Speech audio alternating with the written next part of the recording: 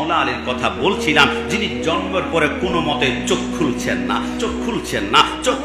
না। কিছুক্ষণ পর রাহমাতুল্লিল আলামিন যখন আসলো, তিনি হঠাৎ চোখ খুললো। আমার রাসূল 17 বছর বয়সে মাওলা আলীকে জিজ্ঞেস করেছিল, কিরে আমি দেখলাম কিছুক্ষণ পর আমি আসার পরে চোখ খুললা। মাওলা আলী বলে, আমি আলমে আরোহার মধ্যে আল্লাহর কাছে অ্যাপ্লিকেশন করেছিলাম, আল্লাহ দুনিয়াতে যাওয়ার পরে আমার প্রথম নজরটা যাতে করে রাহমাতুল্লিল আলামিনের দিকে পড়ে, তাই ঘন্টা ঘন্টা চলে যায়, আমি চোখ খুলি না। মানুষ কান্না করে বলেছিল, মাওলা আলী কানা, চোখে দেখবে না, অন্ধা, কিন্তু সেই তো জানে না আমি রাসূলুল্লাহর নেগায়ের জন্য অপেক্ষা করছি। যদি বলে সুবহানাল্লাহ।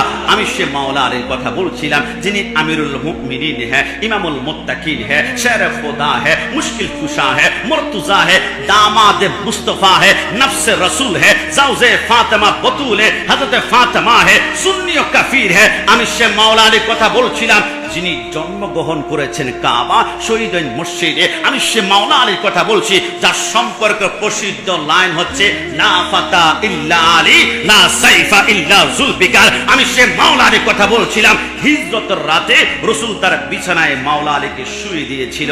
মাওলা আলী ঘুমাচ্ছিল। আবু জাহেল, আবু লাহাব রাতের বেলায় বলে, এবার কোপ দাও। মাওলা আলী কম্বল সরালো।